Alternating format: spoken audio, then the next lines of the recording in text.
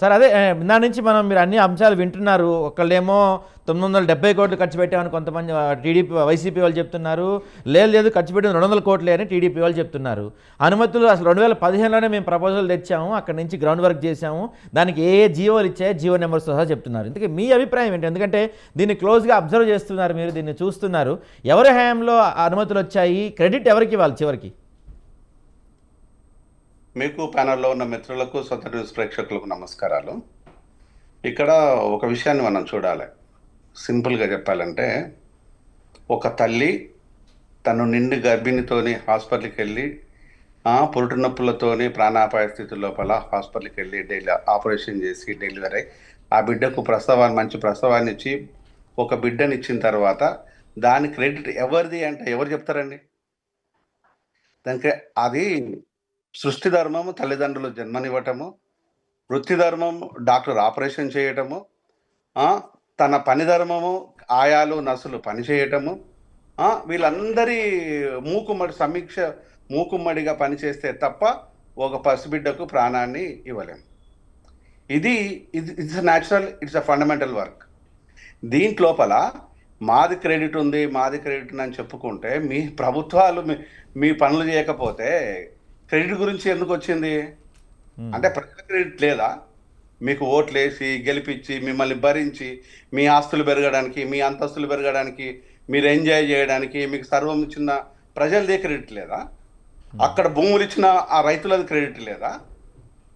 అక్కడ సర్వం వర్క్ చేసిన ఆ వర్కర్లది క్రెడిట్ లేదా? క్రెడిట్ వీళ్ళు ఎవ్వరిది కాదు, కానీ ఇక్కడ ప్రభుత్వ నేతలది ప్రతిపక్షాలది మాత్రమే క్రెడిట్ అని చెప్పుకుంటే దానికి మనం కొంచెం బాధపడాలి. అంటే ప్రభుత్వాలు ఈరోజు రాజరిక వ్యవస్థలో లేవు, రాజ్యాంగబద్ధంగా మాత్రమే నడవాలనే విషయాన్ని మర్చిపోయి ఈరోజు రాజరికంలో ఉన్నట్టు పలానా రాజు ఏం కట్టిండయ్యా అంటే ఈ రాష్ట్రాన్ని మొత్తం నిర్మించడంలో, దేశాన్ని నిర్మించడం లోపల ఒక హిస్టరీ క్రియేట్ చేసుకోవడం కోసం, సువర్ణాక్షరాల్లో పేర్లు పెట్టుకోవడం కోసం మాత్రమే ఉన్నాయి అనుకుంటే అంతకంటే అమాయకత్వం లేదు, అంతకంటే బాధపడాల్సిన పని లేదు. అంటే ఈరోజు క్రెడిట్ అనే విషయానికి వస్తే ఈరోజు భారత రాజ్యాంగాన్ని అవమానించినట్టే, రాష్ట్ర ప్రజలను అవమానించినట్టే, రాష్ట్ర సంపదని ఈరోజు అవమానించినట్టే. మీరు జగన్మోహన్ రెడ్డి, చంద్రబాబు నాయుడు, పవన్ కళ్యాణ్, లేకపోతే మోడీ, వీళ్ళు కష్టం చేసి తీసుకొచ్చి అక్కడ మట్టి పోసి ఏమైనా కట్టించినలా? అది ప్రజల సొమ్ము కదా. ఆ విషయాన్ని మర్చిపోతున్నారు, ఏదో నాకు అర్థం కావటం లేదు. ఎగ్జాక్ట్లీ అది వీళ్ళు ఎవరైనా నాకు అర్థం కాదు. Who is that all the people? ప్రజలు ఓట్లేసి మీరు మాకు పెద్దగా ఉండాలని నమ్మకం గెలిపించుకుంటే ముఖ్యమంత్రులుగా ఉన్న వ్యక్తులు తప్ప వీళ్ళు ఏ కష్టార్జితం చేసి పెట్టిళ్ళు కనుక వీళ్ళు జవాబుదారితనంగా ఉండాలి, దాని క్రెడిబిలిటీ ఉండాలి. ఆ క్రెడిబిలిటీ ప్రజలకు ఇవ్వటం లేదు, చూసినావా? దానికి నేను బాధపడుతున్నాను, ఎవరిని నిందించడం లేదు. సామాన్య మానవుడిగా దాన్ని నేను బాధపడుతున్నాను, విద్యావంతుడిగా దాన్ని నేను సిగ్గుపడుతున్నాను. అంటే నా దేశం నాకు విద్యనిచ్చింది, నా దేశం నా సంస్కారం ఇచ్చింది, కానీ నా రాజ్యాంగం నాకు విలువనిచ్చింది, కానీ నా రాజకీయ నాయకులు మాత్రం నన్ను గుర్తించడం లేదని బాధపడుతున్నాను. ఇది కదా వాస్తవాలు. దీనందుకు మీరు చెప్తలేరు. ప్రజల కంటే గొప్పలా మీరు? ప్రజల కంటే అత్యున్నతమైన వ్యక్తుల? ప్రజాస్వామ్య కంటే గొప్పదా మీది?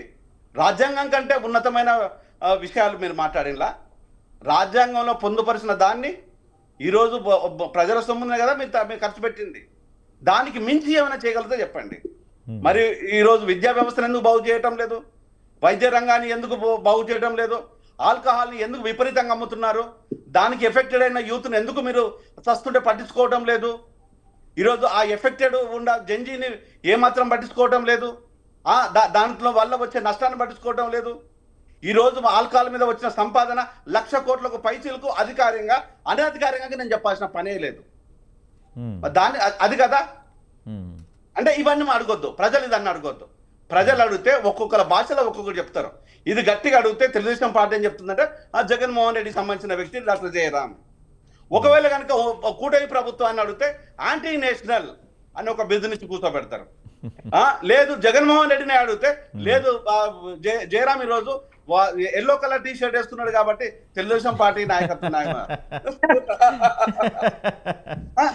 అరే ఇది కాదురా అయ్యా, మీకు అర్థం కావాల్సింది ఏంటంటే నా దేశం నాకు చదువునిచ్చింది, నాకు విజ్ఞానాన్ని ఇచ్చింది, దానికోసం నేను ప్రజల కోసం సామాన్యుడిగా నేను మాట్లాడుతున్నాను.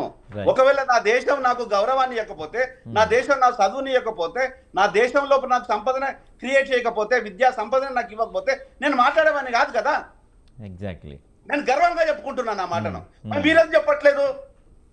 నా రాష్ట్ర ప్రజల వల్ల నేను ముఖ్యమంత్రిని అయ్యాను, నా రాష్ట్ర ప్రజలకు సేవ చేసే అవకాశం వచ్చింది, నా రాష్ట్ర ప్రజలకు నేను సర్వదా శతదా రుణపడి ఉంటాను, నా రాష్ట్ర ప్రజలకు నేను ఎప్పుడు తల వంచి నేను బతుకుతానని ఎందుకు అనట్లేదు? ఎగ్జాక్ట్లీ. ఇది ఏ ఒక్కరైనా మాట్లాడుతున్నారా? Right. లేదు లేదు, మేము చేశాము. మీరు ఏం చేశారు? మీరు ఇవి చేయండి నేను చెప్పినవన్నీ. నిజంగా మీరు చెప్పిన అని చేస్తున్నా చలో నేను మాట్లాడతాను. రైట్. ఎక్కడెక్కడ డిఫిషియన్సీ ఉందో, రైట్. ఎక్కడెక్కడ ప్రాబ్లమ్స్ ఉన్నాయో, ఎక్కడెక్కడ ఇబ్బందులు ఉన్నాయో వాటిని పూడ్చండి మీరు. Right sir, right sir. ఒక్క నిమిషం సార్ మాట్లాడదాం మళ్ళీ. అప్పుడు కదా అధికారంలో ఉన్న ప్రభుత్వాలకు వంగి సలాం చేస్తాం మేము. Right sir, right right right sir.